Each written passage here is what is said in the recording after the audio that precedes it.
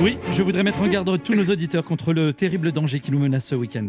Je ne parle pas des chutes de neige, je ne parle pas de l'émergence d'un nouveau variant, je ne parle pas des potentielles nouvelles annonces du gouvernement, je parle du virus de la Saint-Valentin. Qui peut foutre le bordel dans un couple en un rien de temps. Alors le virus de la Saint-Valentin touche essentiellement les femmes et il est très contagieux. Elles se le refilent beaucoup entre elles. Hein.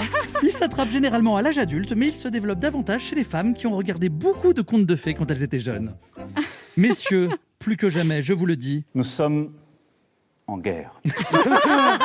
alors pour le bien-être de votre couple, respectez les gestes barrières. Éloignez-vous des couples d'amis dont l'homme est un grand romantique. Hein, sinon votre femme risque d'entendre le lendemain de la Saint-Valentin sa copine lui raconter: Oh, moi mon ami hier pour la Saint-Valentin, il avait mis des pétales de rose partout sur le sol. Il avait écrit des poèmes Pourquoi sur tu des... lui donnes une voix de débile? Parce que cette fille-là, elle est forcément débile pour être avec un grand romantique. Il avait mis des pétales de rose partout sur le sol. Il avait écrit des poèmes sur des post-it sur tous les meubles de la maison. Il m'avait préparé mon petit déjeuner avec mes fruits préférés qu'il a été chercher lui-même au marché. Il m'a réveillé en me chantant une chanson d'amour qu'il avait composée lui-même. Il m'avait préparé des surprises toute la journée à la fin de laquelle il m'a offert une bague.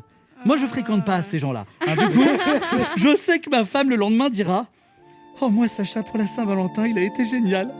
Il a fait cuire des œufs durs. C'était trop romantique. J'ai tellement de chance. Cette Saint-Valentin 2021 a un avantage. Elle est parfaite pour les radins. Alors, petit conseil pour les radins, pour faire kiffer votre femme sans dépenser un seul centime, vous allez la voir les yeux pleins de regrets et vous lui dites: Chérie, j'avais réservé une table dans le plus beau des restaurants, mais il est fermé. J'avais pris des places pour t'emmener à l'opéra, mais il est fermé. J'avais même acheté des billets pour un petit voyage à l'étranger, mais les frontières sont fermées. Je suis tellement, tellement désolé.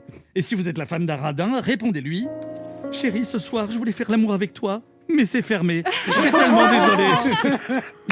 Peut-être que le plus simple, messieurs, finalement, pour que ce virus n'ait pas un impact néfaste sur la bonne santé de votre couple, c'est de tout simplement organiser à la femme que vous aimez quelque chose de romantique.